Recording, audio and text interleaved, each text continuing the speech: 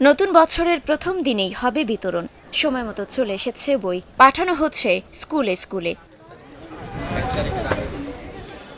রাজশাহীর হোসনিগঞ্জ সরকারি প্রাথমিক বিদ্যালয় মাঠ, সেখান থেকে চাহিদা মতো নগরীর বিভিন্ন স্কুলে যাচ্ছে নতুন বই। শিক্ষকরা বলছেন, এবছর পাঠ্য বইয়ের মান আগের তুলনায় ভালো। প্রথম থেকে দ্বিতীয় শ্রেণী এরা বাংলা, অঙ্ক, ইংরেজি ৩টা বই 100% পেয়েছি। বইগুলোর গতবারের চাইতে মান খুবই ভালো এবং ভিতরের ছাপানো এবং বাইরের প্রচ্ছদ খুবই ভালো।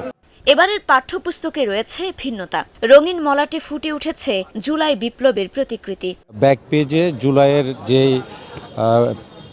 গ্রাফিতি ছিল, তারপরে জুলাইয়ের ইম্পর্টেন্সি, এগুলো সব প্রায় বই, প্রতিটা বই দেওয়া আছে। বই সবগুলো পর্যাপ্ত পরিমাণে আছে।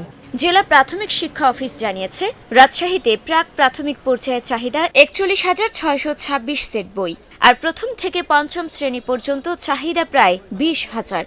এর মধ্যে চাহিদার সব বইই পাওয়া গেছে। সরকারি প্রাথমিক বিদ্যালয়, কেজি কিন্ডারগার্টেন স্কুলগুলোতে ২০২৬ সালের সম্ভাব্য চাহিদা অনুযায়ী আমরা যে বইগুলো পেয়েছি সেই বইগুলো সম্পূর্ণ বিতরণ শেষ বিদ্যালয় পর্যায়ে। আমরা ১ তারিখে সকল শিশুর হাতে নতুন বই তুলে দিতে সক্ষম। নতুন বছরের বই উৎসব এবার জমজমাট হবে বলে আশা শিক্ষা বিভাগের। Desk report, star news.